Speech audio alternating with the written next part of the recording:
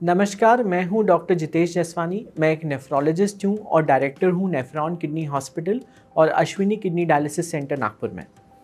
ये चैनल हमने बनाया है ताकि किडनी और किडनी से रिलेटेड प्रॉब्लम्स का अवेयरनेस बढ़े और सोसाइटी में जो मिथ्स हैं वो दूर हो।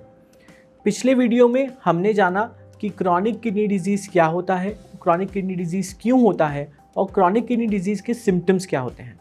आज इस वीडियो में हम ये जानेंगे कि क्रॉनिक किडनी डिजीज़ के ट्रीटमेंट ऑप्शंस क्या हैं।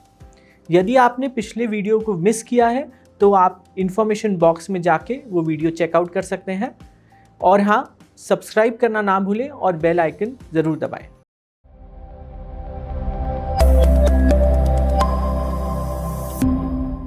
आज हम जानेंगे क्रॉनिक किडनी डिजीज़ के ट्रीटमेंट ऑप्शंस क्या हैं।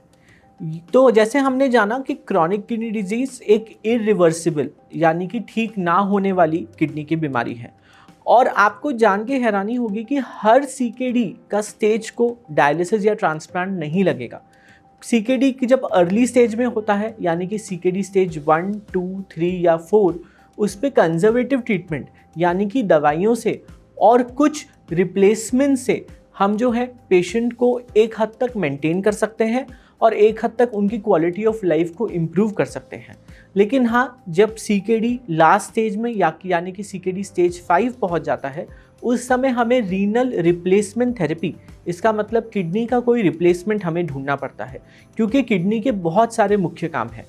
इसमें दो मेन कैटेगरी होती है। एक होता है डायलिसिस। डायलिसिस मतलब जब किडनी अपना काम नहीं कर पाती तो एक मशीन या फिर पानी के माध्यम से हम किडनी का काम करते हैं, खून की सफाई करते हैं। और दूसरा होता है किडनी ट्रांसप्लांट। आज के वीडियो में हम जानेंगे कि डायलिसिस क्या होता है। डायलिसिस, जैसा मैंने बताया, डायलिसिस मतलब खून की सफाई। खून की सफाई, ये डायलिसिस दो प्रकार के होते हैं। एक होता है हीमोडायलिसिस यानी कि खून का डायलिसिस, दूसरा होता है पेरिटोनियल डायलिसिस।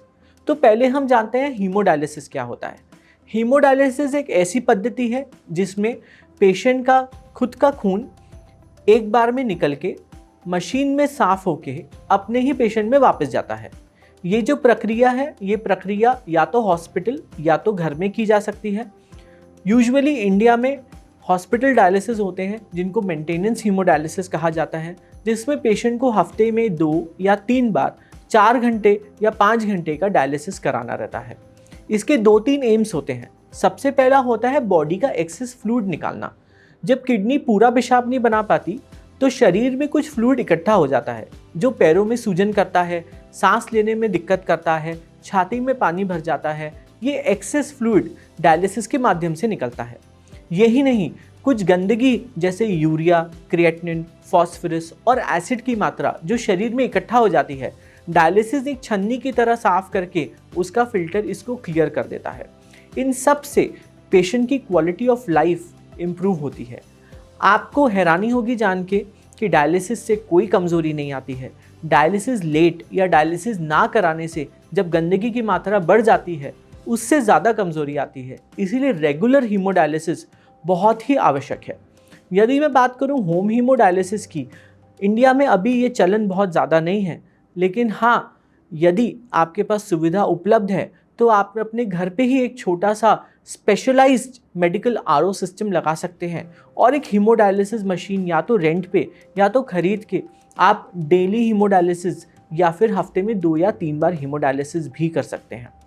यदि मैं बात करूं पेरिटोनियल डायलिसिस की, पेरिटोनियल डायलिसिस का मतलब है पेट का डायलिसिस, जिसमें पेट में एक स्पेशल ट्यूब डाल के हमारे ही पेट की एक स्पेशल पेरिटोनियल मेम्ब्रेन को यूज़ किया जाता है जो एक छन्नी की तरह काम करती है। और फिर एक डेक्सट्रोस रिच स्पेशल फ्लूइड होता है जो पेट के अंदर जाता है और वो किडनी के गंदगी को साफ करके देता है और एक्सेस फ्लूइड भी निकाल के देता है।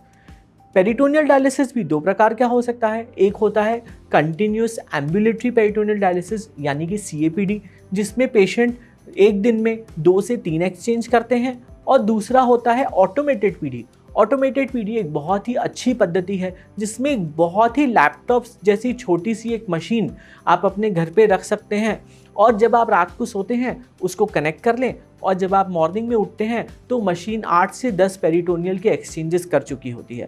इससे पेशेंट की लाइफस्टाइल पे कोई असर नहीं होता।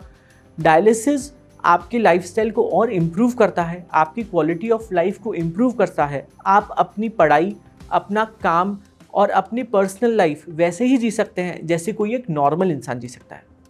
तो यदि मैं बात करूं कि किसे हीमोडायलिसिस चाहिए और किसी को पेरिटोनियल डायलिसिस चाहिए, तो एक हद तक ये पेशेंट का एक चॉइस भी हो सकता है। बहुत बार पेशेंट्स भी चूज़ कर सकते हैं कि वो कौन सी मोडालिटी से ज़्यादा कंफर्टेबल हैं। जैसे कि मान लीजिए अगर कोई पेशेंट है जो कहीं गांव में रहता है जिसके पास हीमोडायलिसिस की सुविधा उपलब्ध नहीं है, तो वो अपने ही घर में पेरिटोनियल डायलिसिस कर सकते हैं। बट यूजुअली पेरिटोनियल डायलिसिस हम उन पेशेंट्स में करते हैं जो बहुत ज़्यादा स्टेबल होते हैं, जिनको यूरिन आउटपुट अच्छा होता है और जो एक हाइजीन मेंटेन कर सकते हैं। बहुत बार हीमोडायलिसिस में ब्लड प्रेशर फॉल होने का रिस्क भी हो सकता है, इसीलिए जो पेशेंट का बीपी कम रहता है उन मरीजों में भी पेरिटोनियल डायलिसिस बहुत ही एडवांटेजेस होता है।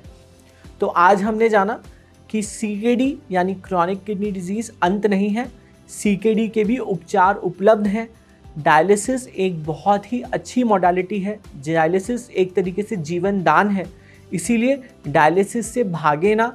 डायलिसिस आपको एक न्यू लाइफ देता है, आपकी क्वालिटी ऑफ लाइफ इम्प्रूव करता है एंड रेगुलर डायलिसिस से आप अपना पर्सनल और प्रोफेशनल लाइफ वैसा ही जी सकते हैं जैसे एक नॉर्मल इंसान जीता है।